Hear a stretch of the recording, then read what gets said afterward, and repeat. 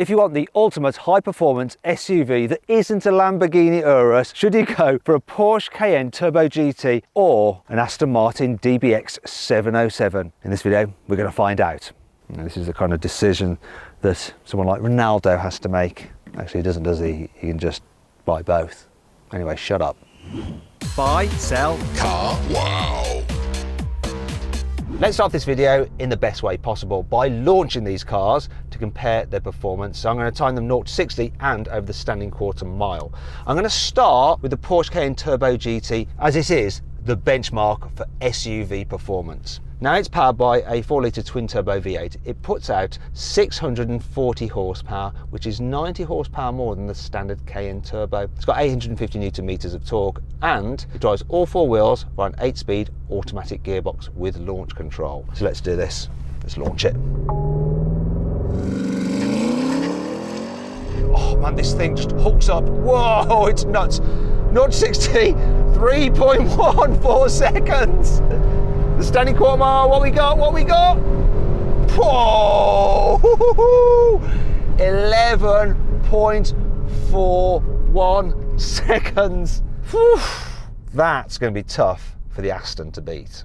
Now I've hopped into the Aston Martin. Can it beat that Porsche's time? It's going to be really, really tough. So this car is powered by a Mercedes-AMG sourced 4-litre twin-turbo V8, and it uses the turbos off the MGT Black Series, and it's also had an ECU remap. That's why power goes from 550 horsepower in the standard DBX up to 707 horsepower in this, hence how it gets its name. It's also got 900 newton meters of torque, and it powers all four wheels via a 9-speed automatic gearbox with wet clutches and, importantly, launch control. Come on, what are you going to do? Can you get anywhere near that mental Porsche? Oh, that's solid launch. That's really good. 0 to 60, 3.3 seconds. Bit behind the Porsche, but what are we going to do over the quarter mile? There it is. 11.42 seconds. The Porsche goes off quicker, but then this seems to catch up. It's so close, isn't it? It's so close. Now let's compare these cars' prices. So the Cayenne Turbo GT starts from £150,000, which is quite a lot of money. And this one has an extra £6,000 worth of options on it. So it comes to £156,000 for this particular vehicle, though it's cheaper than the Aston Martin. The starting price of the DBX 707 is £190,000. And this one has £35,000 worth of options on it. So the total price of the very car you see here, £225,000.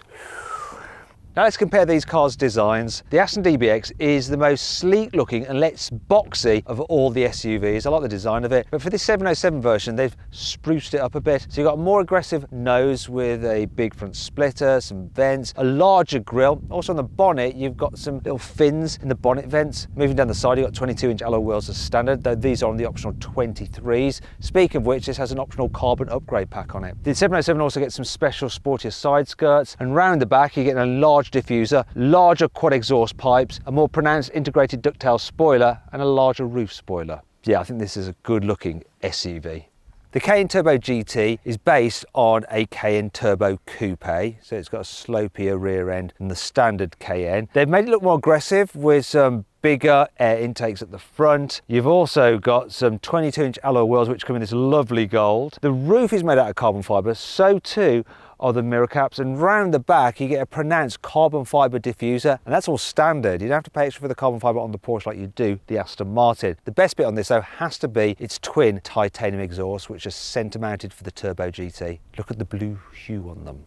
Here on the inside of the Turbo GT you have lovely build quality, yes. All feels very solid, and it's just laid out super simple and easy to use like you expect from Porsche. All the controls here and the infotainment display, simple, clear, and very, very slick. You get Apple CarPlay and Android Auto as standard. And that brings me on to the digital driver's display, which is digital apart from the rev counter, which is analog, and that just looks expensive. Now the Turbo GT gets some upgrades over the standard Turbo, because look, you get Alcantara here, and on the steering wheel, plus you get a center marker as well, and your driving mode selector, which is there, so easy to get to when you want to just change mode like that. Then there's the seats. You've got these sport seats as standard. It says Turbo GT on it there. You've got Turbo GT written there and on the dials and also on the kick plates. It's good. Maybe a little dark and dour, but really that's my only complaint. The inside of the Aston Martin is more interesting. For starters, it's more colourful. In fact, you can choose from a wide range of colours, and this has the two-tone with the, I don't know, slightly odd blue on the seats. Now, these sport seats are standard in the DBX 707. They're good, comfy, and hold in place. I'm not sure if I'll go for this colour. It reminds me of like a diving wetsuit. The 707 also gets extended carbon fibre shift paddles. The dash design is interesting. I used to like the fact that you had the buttons up there for the gear select, but actually it's a bit of a reach, not ideal. And this section here is just an absolute cluster compared to the simplicity of the Porsche. The DBX actually gets this extra section here, which has a new driving selector mode. It feels nice to turn, but it's not as handy as having it on the wheel like in the Porsche, and the ability to actually separate the suspension out from the different driving mode, which is going to like that, so you can have maximum attack but soft suspension. The rest of the inside, well, it feels like you're sat in a expensive handbag, really. It's lovely, it's exquisite, and there's so many options for just upgrading it. Aston will let you spend a lot of money if you want to, for instance, by adding this carbon fibre here. What doesn't look so good, though, are the dials. I think this is a problem that luxury car manufacturers have, is that now that all dials are going digital, it's hard to make graphics look more expensive than your competitors. Whereas if it was analogue, you just had like expensive metal in the dials. It's simple. Tell you what's not so simple, using the infotainment system. So it's Mercedes' old infotainment system that Aston has to use. And it's just not good. It really isn't. It puts me off this car a little. Yeah, I'm sorry, love. You're just not great. And you put me off this car a little bit, especially as while you have Apple CarPlay, you don't have Android Auto. Why is that? Why? Eh? Function not possible with selected medium. See, you don't get a straight answer. That annoys me as well. Other than that though, I do really like sitting in this car. And one way where I feel it is better than the Porsche is just the view out the front. The dash seems lower, the visibility is better. It just feels so light and airy in here. I do like it. What I don't like though is having a plane flying around above me running my piece to camera. Is it a dive bomber? Just like the normal Aston Martin DBX, the 707 uses active anti-roll bars to stop it leaning so much in the bends. It also has air suspension as standard. However, Aston Martin has tweaked it slightly, so made the damping a little bit more aggressive, and they've lowered the ride height by 20mm. They've also altered the steering slightly and recalibrated it to make it more sporty, and done the same to the limited slip differential on the rear axle. Okay, let's see what this DBX 707 is like to drive. So I'm going to turn the settings to Sport Plus for maximum attack, sharp throttle response, gear change, and firmest suspension setting, and loudest exhaust. Oh my God, this engine has so much low down punch. Just catapults you out of the bends. It's utterly bonkers, and it sounds epic. Whoa! Oh my gosh, I'm really surprised at how well this car just grips going round the bends. Look at that. Hardly leans at all, keeps completely flat, hardly pushes wide either. So much grip. It's so easy to drive fast. You don't think it's going to do it, but you just chuck it into a bend and it somehow makes its way round.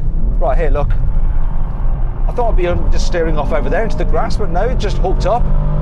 And so does the engine. Four-wheel drive system doing a great job of putting all that power down. This is better than I expected. Yeah, it seems on another level compared to the normal DBX that I drove before. What they have done to this is just turned it into something properly special. Whoa! If you're getting an Aston Martin DBX, take my advice, spend the extra and get the 707. You won't be disappointed. The Turbo GT uses the same chassis and air suspension as the normal Cayenne Turbo. However, the car's been heavily worked on by Porsche's GT division. So they've recalibrated the suspension, made it sit 17mm low to the ground. They've fitted active anti-roll stabilisation. They've fitted a limited slip differential on the rear axle. They've gone to work on it to make sure it's way more aggressive to drive. Okay then, Cayenne Turbo GT, what you got? Well, okay, so the engine doesn't feel quite so punchy low down as the Aston Martins, but then the power builds. This is more revvy, and the car itself, oh my gosh. It's absolutely bloody nuts. Completely bonkers. Just seems unhinged. The Aston went round corners so well. This though, this is just like some utterly nuts sports car. Can't believe I'm in an SUV. and you can really tell what's going on beneath you. It moves around more than the Aston. It doesn't feel quite so planted, but I'm going quicker. I'm definitely going quicker. At least I feel I am, and that's really what matters. And the way it hooks up, this is crazy. What the bloody hell has Porsche done? It really is just like a GT3, only an SUV. It's completely crazy. Oh my God, that Aston blew me away. This, I'm done for now. As with the Aston, if you're getting a Porsche Cayenne Turbo, get this one, pay the extra for the Cayenne Turbo GT.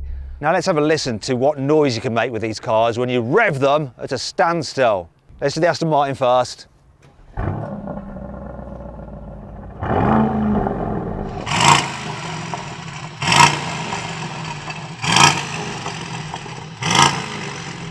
Okay, I sense a soft limiter. There's potential though. Right, cut the engine. Right, let's hear the Porsche Cayenne Turbo GT.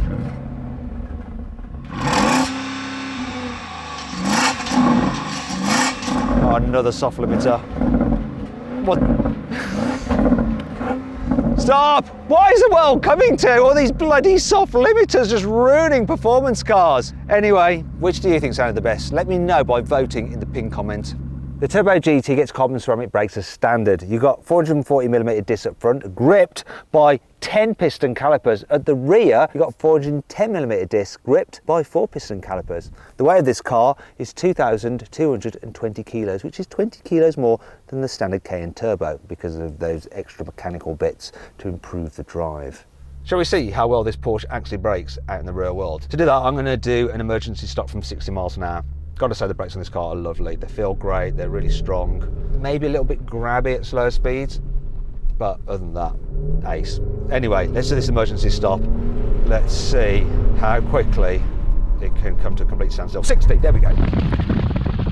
Oh, hey! Yes! Porsche brakes never let you down. 30 metres to stop from 60 miles an hour. That's going to be so hard for the Aston to beat. The DBX 707 also comes with carbon ceramic brakes as standard, but they're slightly smaller than on the Porsche. So you have 420mm discs up front, gripped by 6 piston calipers, whereas at the rear you've got 390mm discs gripped by a single piston caliper. This car is also slightly heavier than the Porsche as well. It weighs in at 2,245 kilos. Now I'm going to do a brake test in the Aston Martin. Can it beat the Porsche? I'll tell you what, the brakes in this car are lovely. Very, very strong, also progressive, lots of feel to them. But let's see what happens when I do an emergency stop from 60 miles an hour. Here we go. Get to 60. There we go. Blimey, this just stands on its nose. What was the distance? That stopped in 29 metres, shorter by 1 metre than the Porsche. And Porsches are just known for having fabulous brakes. Yeah, they're epic on this car. Absolutely epic. The DBX is Aston Martin's most practical car, though that's not saying much. However, this DBX 707 has to be the most practical high-performance SUV. I mean, look how much space I've got. Loads of knee room. Headroom's really good as well. It feels nice and spacious in here. Helped by the fact this one's got a lovely full-length glass roof. All the luxury leather that you get in the front extends back here. It's so posh. In fact, you can tell how posh it is just by the bolters on these seat backs. I mean, look at that. So expensive feeling. I feel special sitting in the back of this.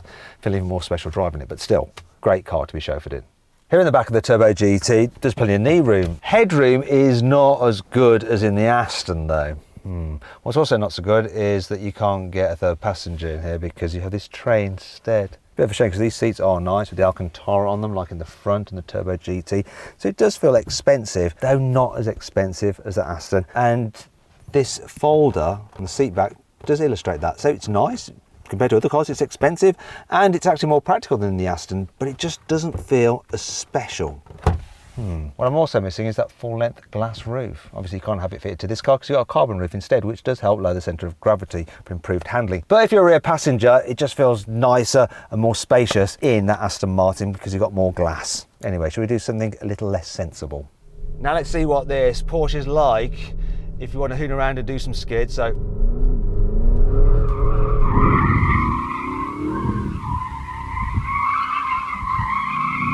oh, it's just nuts. I can just feel the tyres just chewing away at the tarmac. Oh no, we've got some understeer. Oh, can I bring it back? Here we go. surprisingly easy. That's enough of that. I just feel so sorry for the tyres. Oh, it doesn't feel right. It's just like clawing at the tarmac and there. But it sort of does it. Let's see how easy this car is to slide with the stability off. So.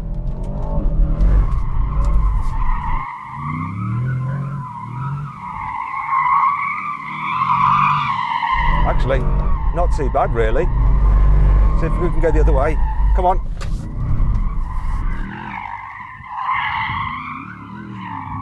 That was quite good fun, this is. That was good fun. I enjoyed that. Now let's compare these cars' boot capacities. So here in the Cayenne, I've got 549 litres of space. There is a bit of a load lip to lift things over. In fact, I'm too much of a diva now to be bothered to lift myself over it, so I'm going to need some help. Come on, guys. Let's move on to the Aston DBX's boot. So that capacity is 638 litres and there is no load lip. So look how easily they were just able to slide me in here. Yes, it's definitely roomier, plusher. Yeah, I like this. I've already established that this car is completely bonkers when you want to hoon it about. Let's go into comfort mode now. What's it like? It's telling me to go faster. I just want to go quicker. Yeah, the suspension's slackened off and it feels more comfortable. Doesn't seem to isolate me quite as well from the bumps as the Aston Martin did. And there's something about holding onto an Alcantara steering wheel which makes you just want to go quicker. They're not relaxing, they make you think you're in a racing car. Try and relax. This car doesn't want me to relax. It's not terrible, I'm not uncomfortable, it's not noisy. There's just something in the way it's set up that I feel like I'm wasting it driving it like this. It just provokes you. I want to go quick in it, I'm bored of going slow in it. It's not that kind of car. Probably could if you had to, but no, it's a waste. Watch out, squirrel. That squirrel almost took the very long chill out session, the indefinite one. I don't think it's good for your heart rate, this car, I really don't. It just gets your blood pumping. Now let's see what the Aston is like as a daily driver. So I've got into GT mode, so it's slackened off the suspension, made it more relaxing, and there's a bigger range between the sporty setting and the softer settings in this particular car compared to the Porsche. It doesn't seem to be goading me anymore to go quicker. It's just happy to sit back, relax, and let me just enjoy the boutique interior, the great visibility, the smell of the leather. But obviously if I want to go quicker, I just put my foot down and it will respond. Though, do you know what? I don't want to. I just want to relax. This is a good car for just cruising around in. I would like this as a daily if I could afford it. Totally a split personality car. You can have the manic, the mental, the mayhem, but also the mellow. So then, what's my final verdict? Well, it's really, really hard to split these two cars. They are the very best high-performance SUVs you can buy. This Cayenne Turbo GT is just nuts. It's like a big beefed up rally car. The way it goes down a twisty road, it will just rearrange your brain, and it's always on it, really focused. This is not quite so in your face, but when you want to have some fun, it will still deliver. Do you know what? It comes down to this. If I was to have a car for a week to have some fun with, I'd pick that. A car to daily drive every day, I'd pick this because it has a slightly broader breadth of ability. And that's why the Aston Martin wins this test. Just. I hope you all enjoyed the video. If you did, give it a like. Let me know what you think of my verdict in the comments below. Click on those windows there to see some more videos, and on that box there to go to CarWow to sell your car. You'll be able to find out how much it's really worth. It's completely free.